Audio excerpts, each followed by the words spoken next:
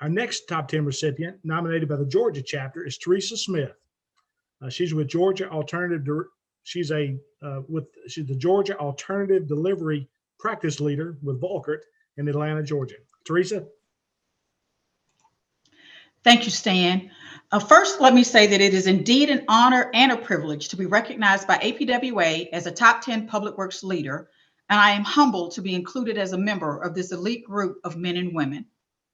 I would like to thank Georgia APWA President Chris Cox for his recommendation and the Georgia chapter for their support, and to past President Bill Spearman for his glowing letter of recommendation, and Ms. Ellen Farmer, a counselor at Jefferson County High School from my hometown of Rennes, Georgia, for remembering the little things, as well as others that provided recommendation letters. I would also like to thank the many men and women that I have had the privilege to lead, without whom many of these accomplishments would not have been possible. As I reflect on my career, some of the professional accomplishments that immediately come to mind are working on Augusta's first brownfields project in Hyde Park and the Atlanta Gaslight Brownfields project, which utilized in situ stabilization as a treatment method, also in Augusta, and both were located in economically disadvantaged areas. Revitalizing a 20-year-old congressional line item bridge project and moving it from concept to construction. Developing Atlanta's inclement weather plan and constructing the first enclosed salt storage building. And of course, my current work with the Georgia Department of Transportation on the $14 billion Major Mobility Improvement Program, whose goal is to improve and enhance transportation corridors across the state.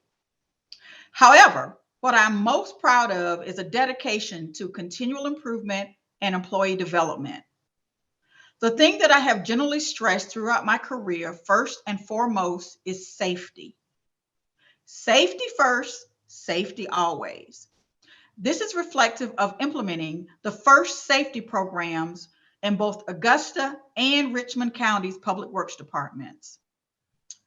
But always to do the right thing, the right way, the first time.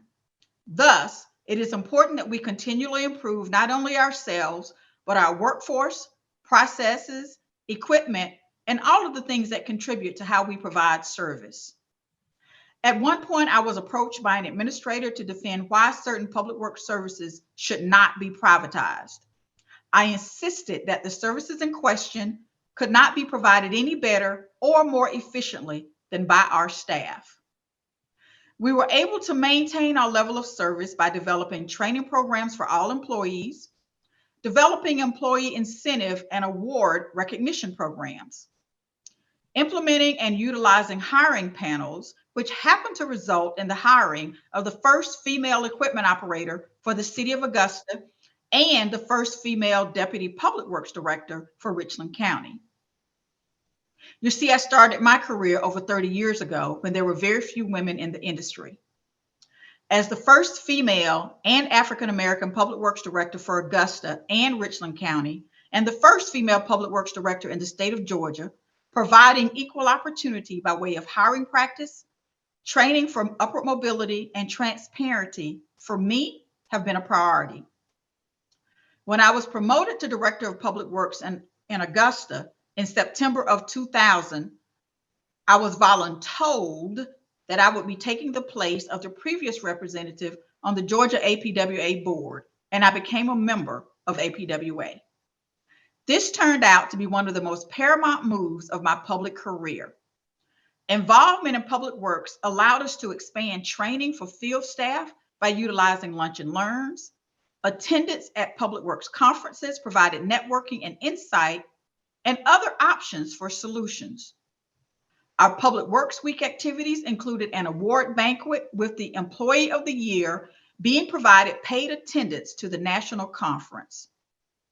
Participating as a member of the second panel for A View from the Top at APWA National provided the opportunity to share my experiences and hopefully to encourage other women and minorities aspiring to be leaders in the public works industry. For you see, our employees truly are our most important resources.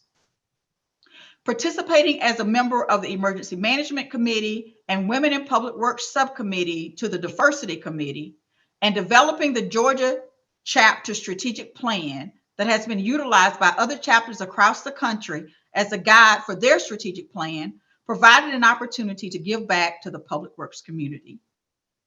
APWA and my tenure with Public Works have provided a window to view new solutions, expand and impact diversity in the industry, and maybe most importantly and dear to me, to make and maintain friendships and relationships with a great group of people who are talented and go above and beyond to improve the quality of life for those around them.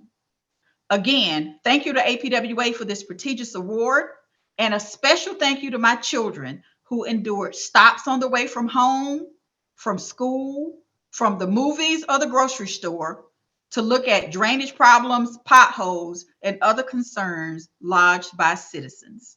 Thank you.